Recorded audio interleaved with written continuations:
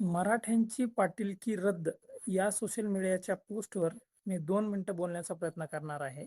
तर सगळ्यात पहिल्यांदा आपण पाहू पाटीलकी म्हणजे काय. राजा महाराजांच्या काळामध्ये गावातून कर वसुलीसाठी पाटील अशी एका माणसाला पदवी देण्यात यायची.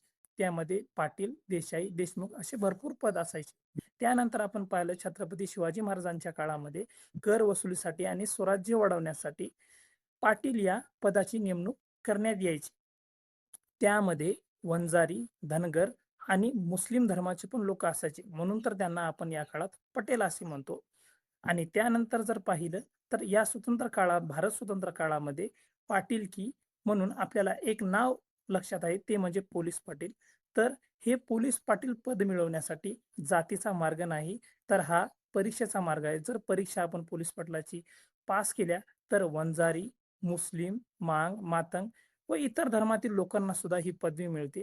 त्यामुळे पाटील एखाद्या समाजाला आरक्षण मिळणं म्हणजे त्याची पाटीलकी जाणार नाही. आणि पाटील एखाद्याला म्हणणं हे त्याचा स्वविचार झाला, त्याचं स्व डिसिजन झालं.